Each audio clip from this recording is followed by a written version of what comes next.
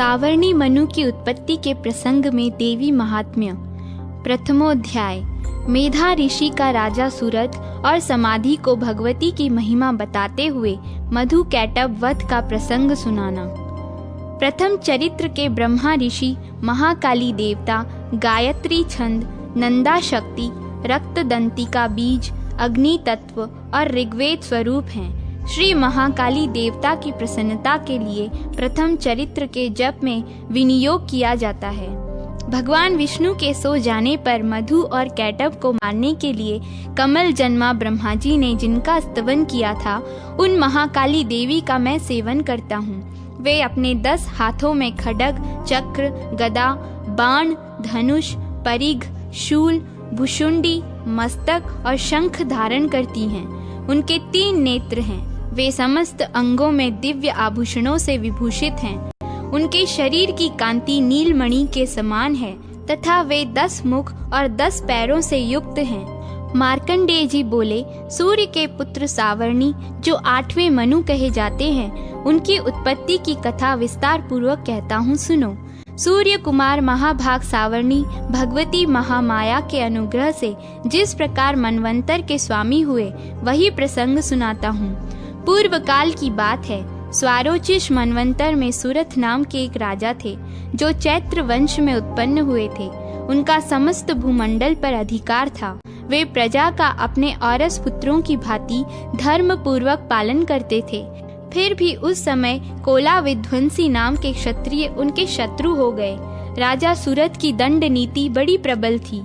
उनका शत्रुओं के साथ संग्राम हुआ। यद्यपि कोला विध्वंसी संख्या में कम थे, तो भी राजा सूरत युद्ध में उनसे परास्त हो गए। तब वे युद्ध भूमि से अपने नगर को लौट आए और केवल अपने देश के राजा होकर रहने लगे। किंतु वहां भी उन प्रबल शत्रुओं ने उस समय महाभाग राजा सूरत पर आक्रमण कर दिया। राजा का बल क्षीण हो चला था, इसलिए उनके दुष्ट बलवान एवं दुरात्मा मंत्रियों ने वहां उनकी राजधानी में भी राजकीय सेना और खजाने को वहां से हथिया लिया। सूरत का प्रभुत्व नष्ट हो चुका था, इसलिए वे शिकार खेलने के बहाने घोड़े पर सवार हो वहां से अकेले ही एक घने जंगल में चले गए। वहां उन्होंने विप्रवर मेधा मुनि का आश्रम देखा, जहां कितने ही हिंसक जीव परम शांत भाव से रहते थे। मुनि के बहुत से शिष्य उस वन की शोभा बढ़ा रहे थे। वहां जाने पर मुनि ने उनका सत्कार किया और वे उन मुनि श्रेष्ठ के आश्रम पर इधर उधर विचरते हुए कुछ काल तक वहां रहे। फिर ममता से आकृष्ट चित्त होकर उस आश्रम में इस प्रकार चिंता करने लगे, पूर्व काल में मेरे पूर्वजों ने जिसका पालन किया था, वही नगर आज मुझसे रहित है। पता नहीं मेरे दुराचारी भृत्यगण उसकी धर्म पूर्वक रक्षा करते हैं या नहीं।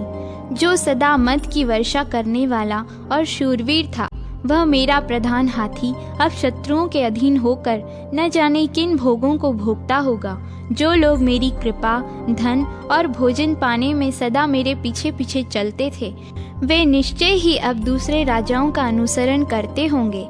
उन अपव्ययी लोगों के द्वारा सदा खर्च होते रहने के कारण अत्यंत कष्ट से जमा किया हुआ मेरा वह खजाना खाली हो जाएगा। ये तथा और भी कई बातें राजा सूरत निरंतर सोचते रहते थे। एक दिन उन्होंने वहां विप्रवर मेधा के आश्रम के निकट एक वैश्य को देखा और उससे पूछा, भाई तुम कौन हो? यहाँ तुम्हारे आने का कारण क्या है? तुम क्यों शोकग्रस्त और अनमने से दिखाई देते हो? राजा सूरत का यह प्रेम पूर्वक कहा हुआ वचन सुनकर वैश्य ने विनीत भाव से उन्हें प्रणाम करके कहा, राजन, मैं धनियों के कुल में उत्पन्न एक वैश्य हूँ। मेरा नाम समाधि है।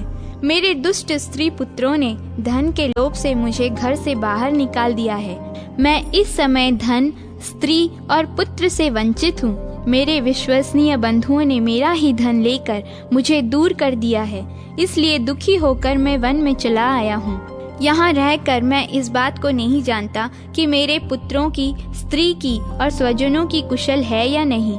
इस समय घर में वे कुशल से रहते हैं अथवा उन्हें कोई कष्ट है। वे मेरे पुत्र कैसे हैं? क्या वे सदाचारी हैं अथवा दुराचारी हो गए हैं? राजा ने पूछा, जिन लोभी स्त्री पुत्र आदि ने धन के कारण तुम्हें घर से निकाल दिया, उनके प्रति तुम्हारे चित्त में इतना स्नेह क्यों है? वैश्य बोला, आप मेरे विषय में जो बात कहते हैं वह सब ठीक है, किंतु क्या करूं? मेरा मन निष्ठुरता नहीं धारण करता। जिन्होंने धन के लोभ में पड़कर पिता के प्रति स्नेह, पति के प्रति प्रेम तथा आत्मीय जन के प्रति अनुराग को तिलांजलि दे मुझे घर से निकाल दिया है, उन्हीं के प्रति मेरे हृदय में इतना स्नेह है। महामते, गुणहीन बंधुओं के प्रति भी जो मेरा चित्त इस प्रकार प्रेम मग्न हो रहा है, यह क्या है? इस बात को मैं जानकर भी नहीं जान पाता। उनके लिए मैं लंबी सांसें ले रहा हूँ और मेरा हृदय अत्यंत दुखित हो रहा है। उन लोगों में प्रेम का सर्वथा अभाव है, तो भी उनके प्रति जो मेरा मन निष्ठुर नहीं हो पाता, इसके लिए क्या करूँ? मार्कंडेय जी कहते हैं, ब्राह्मण, तदनंतर राजाओं में श्रेष्ठ सूरत और वह समाधि नामक वैश्य दोनों साथ साथ मेधा मुनि की सेवा में उपस्थित हुए और उनके साथ यथा योग्य और न्यायानुकूल विनय पूर्ण वर्ताव करके बैठे। तत्पश्चात वैश्य और राजा ने कुछ वार्तालाप आरंभ किया। राजा ने कहा, भगवान, मैं आपसे एक बात पूछना चाहता हूँ, उसे बताइए। मेरा चित्त अपने अधीन न होने के कारण वह बात मेरे मन को बहुत दुख देती है। मुनि श्रेष्ठ, जो राज्य मेरे हाथ से चला गया है उसमें और उसके संपूर्ण अंगों में मेरी ममता हो रही है, यह जानते हुए भी कि वह अब मेरा नहीं है। अज्ञानी की भांति मुझे उसके लिए दुख होता है। यह क्या है? इधर यह वैश्य भी घर से अपमानित होकर आया है। इसके पुत्र, स्त्री और भृत्यों ने इसको छोड़ दिया है। स्वजनों ने भी इसका परित्याग कर दिया है, तो भी इसके हृदय में उनके प्रति अत्यंत स्नेह है। इस प्रकार यह तथा मैं दोनों ही बहुत दुखी हैं। जिनमें प्रत्यक्ष दोष देखा गया हो, उस विषय के लिए भी हमारे मन में ममता जनित आकर्षण पैदा हो रहा है। महाभाग, हम दोनों समझदार हैं, तो भी हम में जो मोह पैदा हुआ है, यह क्या है? विवेक शून्य पुरुष की भांति मुझ में और इसमें यह मूर्खता प्रत्यक्ष दिखाई देती है। ऋषि बोले, महाभाग, विषय मार्ग का ज्ञान तो सब जीवों को है, इसी प्रकार विषय भी सबके लिए अलग अलग है। कुछ प्राणी दिन में नहीं देखते और दूसरे रात में नहीं देख पाते, तथा कुछ जीव ऐसे हैं जो दिन और रात्रि में भी बराबर ही देखते हैं। यह ठीक है कि मनुष्य समझदार होते हैं, किंतु केवल वे ही ऐसे नहीं होते। पशु, पक्षी और मृग आदि सभी प्राणी समझदार होते हैं। मनुष्यों की समझ भी वैसी ही होती है जैसी उन मृग और पक्षियों की होती है, तथा जैसी मनुष्यों की होती है वैसी ही उन मृग, पक्षी आदि की होती है। यह तथा अन्य बातें भी प्रायः दोनों में समान ही हैं।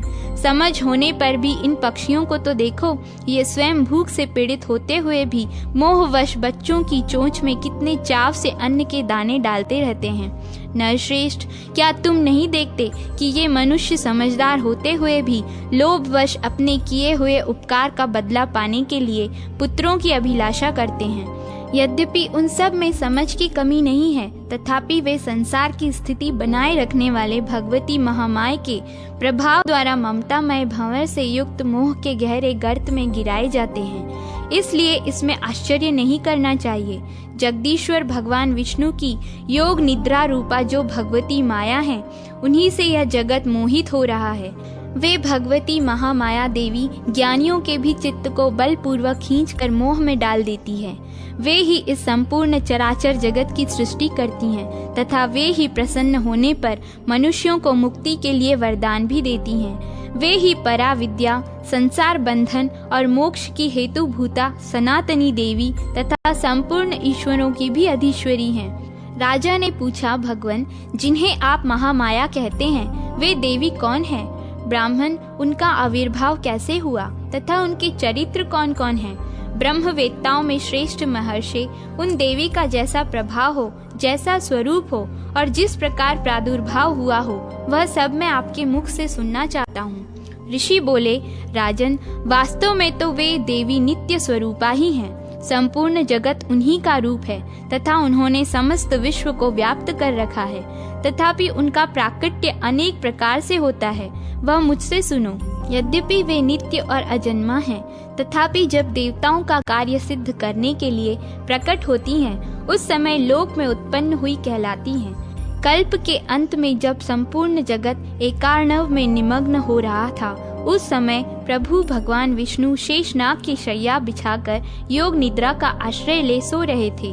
उस समय उनके कानों की मैल से 2 भयंकर असुर उत्पन्न हुए, जो मधु और कैटभ के नाम से विख्यात थे। वे दोनों ब्रह्मा जी का वध करने को तैयार हो गए। भगवान विष्णु के नाभि कमल में विराजमान प्रजापति ब्रह्मा जी ने जब उन दोनों भयानक असुरों को अपने पास आया और भगवान को सोया हुआ देखा, तो एकाग्रचित्त होकर उन्होंने भगवान विष्णु को जगाने के लिए उनके नेत्रों में निवास करने वाली योग निद्रा का स्तवन आरंभ किया, जो इस विश्व की अधीश्वरी, जगत को धारण करने वाली, संसार का पालन और संहार करने वाली तथा तेजस स्वरूप भगवान विष्णु की अनुपम शक्ति हैं। उन्हीं भगवती निद्रा देवी की भगवान ब्रह्मा स्तुति करने लगे। ब्रह्मा जी ने कहा, देवी तुम ही स्वाहा, तुम ही स्वधा और तुम ही वशटकार हो। स्वर भी तुम्हारे ही स्वरूप हैं। तुम ही जीवदायिनी सुधा हो। नित्य अक्षर प्रणव में अकार, उकार, मकार इन 3 मात्राओं के रूप में तुम ही स्थित हो तथा इन 3 मात्राओं के अतिरिक्त जो बिंदु रूपा नित्य अर्ध मात्रा है, जिसका विशेष रूप से उच्चारण नहीं किया जा सकता, वह भी तुम ही हो। देवी तुम ही संध्या, सावित्री तथा परम जननी हो। देवी तुम ही इस विश्व ब्रह्मांड को धारण करती हो। तुमसे ही इस जगत की सृष्टि होती है, तुम ही से इसका पालन होता है और सदा तुम ही कल्प के अंत में सबको अपना ग्रास बना लेती हो। जगन्मयी देवी, इस जगत की उत्पत्ति के समय तुम सृष्टि रूपा हो, पालन काल में स्थिति रूपा हो तथा कल्पांत के समय संहार रूप धारण करने वाली हो। तुम ही महाविद्या, महामाया, महामेधा, महास्मृति, महामोह रूपा, महादेवी और महासुरी हो। तुम ही तीनों गुणों को उत्पन्न करने वाली सबकी प्रकृति हो। भयंकर काल रात्रि, महारात्रि और मोह रात्रि भी तुम ही हो। तुम ही श्री, तुम ही ईश्वरी, तुम ही ह्रीं और तुम ही बोध स्वरूपा बुद्धि हो। लज्जा, पुष्टि, तृष्टि, शांति और क्षमा भी तुम ही हो। तुम खंग धारिणी, शूल धारिणी, घोर रूपा तथा गदा, चक्र, शंख और धनुष धारण करने वाली हो। बाण, भुषुंडी और परिघ ये भी तुम्हारे ही अस्त्र हैं। तुम सौम्य और सौम्यतर हो। इतना ही नहीं, जितने भी सौम्य एवं सुंदर पदार्थ हैं, उन सब की अपेक्षा तुम अत्यधिक सुंदर हो। पर और अपर, सबसे परे रहने वाली परमेश्वरी तुम ही हो। सर्वस्व रूपे देवी, कहीं भी सत असत रूप जो कुछ वस्तुएं हैं और उन सब की जो शक्ति है, वह भी तुम ही हो।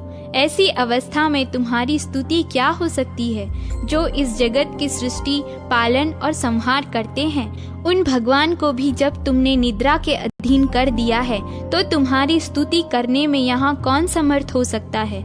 मुझको भगवान शंकर को तथा भगवान विष्णु को भी तुमने ही शरीर धारण कराया है, अतः तुम्हारी स्तुति करने की शक्ति किसमें है। देवी तुम तो अपने इन उदार प्रभावों से ही प्रशंसित हो। ये जो दोनों दुधर्ष असुर मधु और कैटभ हैं, इनको मोह में डाल दो और जगदीश्वर भगवान विष्णु को शीघ्र ही जगा दो। साथ ही इनके भीतर इन दोनों महान असुरों को मार डालने की बुद्धि उत्पन्न करो। ऋषि कहते हैं, राजन, जब ब्रह्मा जी ने वहाँ मधु और कैटभ को मारने के उद्देश्य से भगवान विष्णु को जगाने के लिए तमोगुण की अधिष्ठात्री देवी योग निद्रा की इस प्रकार स्तुति की, तब वे भगवान के नेत्र, मुख, नासिका, बाहु, हृदय और वक्ष स्थल से निकलकर अव्यक्त जन्मा ब्रह्मा जी की दृष्टि के समक्ष खड़ी हो गईं। योग निद्रा से मुक्त होने पर जगत के स्वामी भगवान जनार्दन उस एकार्णव के जल में शेषनाग की शैया से जाग उठे। फिर उन्होंने उन दोनों असुरों को देखा। वे दुरात्मा मधु और कैटभ अत्यंत बलवान तथा पराक्रमी थे और क्रोध से लाल आंखें किए ब्रह्मा जी को खा जाने के लिए उद्योग कर रहे थे। तब भगवान श्री हरि ने उठकर उन दोनों के साथ 5000 वर्षों तक केवल बाहु युद्ध किया। वे दोनों भी अत्यंत बल के कारण उन्मत्त हो रहे थे। इधर महामाया ने भी उन्हें मोह में डाल रखा था, इसलिए वे भगवान विष्णु से कहने लगे, हम तुम्हारी वीरता से संतुष्ट हैं, तुम हम लोगों से कोई वर मांगो। श्री भगवान बोले, यदि तुम दोनों मुझ पर प्रसन्न हो तो अब मेरे हाथ से मारे जाओ। बस इतना सा ही मैंने वर मांगा है, यहाँ दूसरे किसी वर से क्या लेना है। ऋषि कहते हैं, इस प्रकार धोखे में आ जाने पर जब उन्होंने संपूर्ण जगत में जल ही जल देखा, तब कमल नयन भगवान से कहा, जहाँ पृथ्वी जल में डूबी हुई न हो, जहाँ सूखा स्थान हो, वहीं हमारा वध करो। ऋषि कहते हैं, तब तथास्तु कहकर शंख चक्र और गदा धारण करने वाले भगवान ने उन दोनों के मस्तक अपनी जांघ पर रखकर चक्र से काट डाले। इस प्रकार ये देवी महामाया ब्रह्मा जी की स्तुति करने पर स्वयं प्रकट हुई थी। अब पुनः तुमसे उनके प्रभाव का वर्णन करता हूँ, सुनो। इस प्रकार श्री मार्कंडेय पुराण में सावर्णिक मनवंतर की कथा के अंतर्गत देवी महात्म्य में मधु कैटभ वध नामक पहला अध्याय पूरा हुआ।